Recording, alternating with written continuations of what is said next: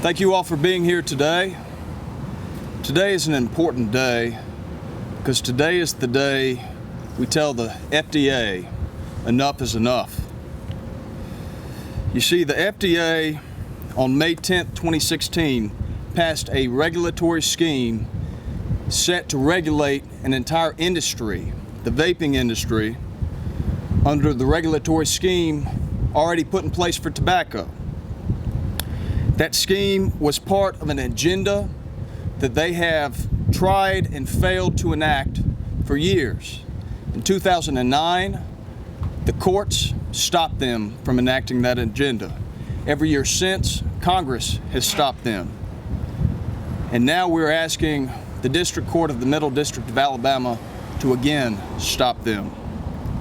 You see, these regulations define as tobacco products vaping devices, such as this one here, as tobacco. They define the e-liquid in this vaping device as tobacco.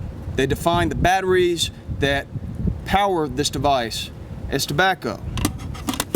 And the reason they're doing this is because the FDA has an agenda not to regulate the vaping industry, but to annihilate it.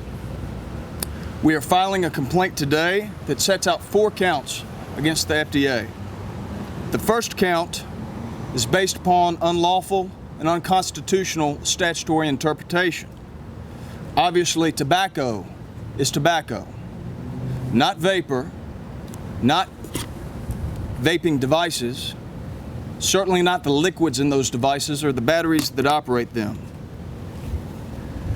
Our second count, we are asking the court to find that the FDA acted arbitrarily and capriciously, or in layman's terms, exceeded the constitutional and statutory authority.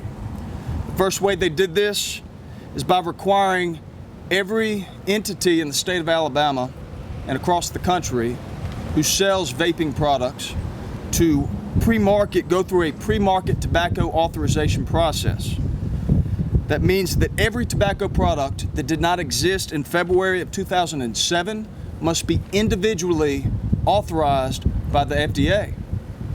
Now, what that means is that the FDA will require small businesses to send every vaping product that they intend to sell to consumers to the FDA to get pre-approved, a process which the FDA already estimates will cost hundreds of thousands of dollars a year per product.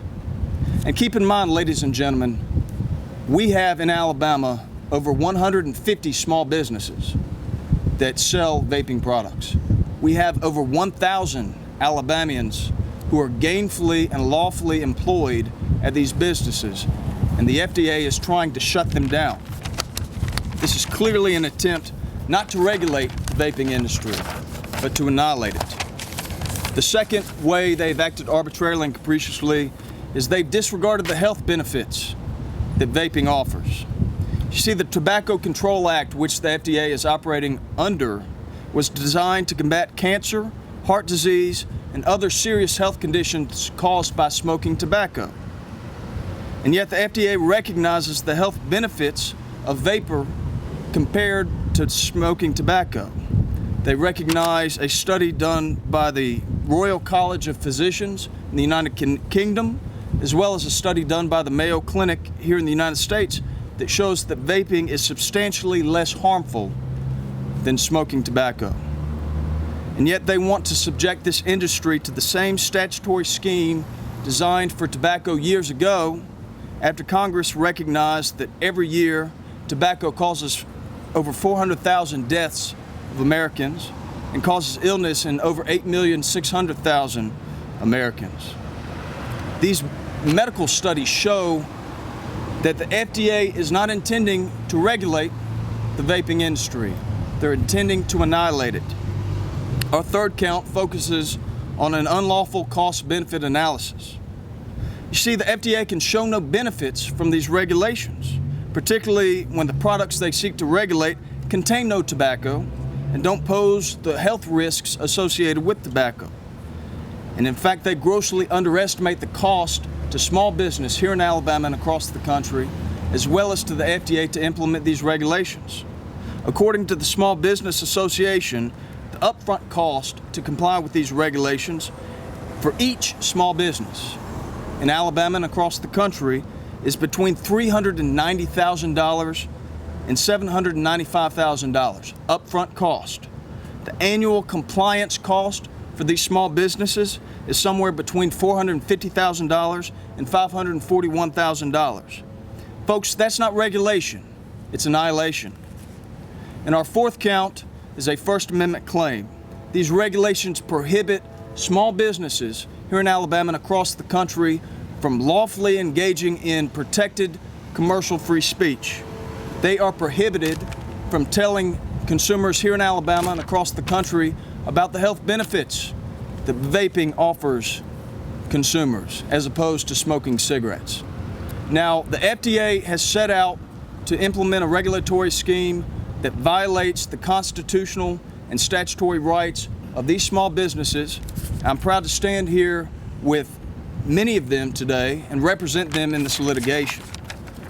In just a minute, we will give these small business owners an opportunity to speak to you about what these regulations mean for them. But in conclusion, I want to point out that this country, the United States, is a country founded on checks and balances.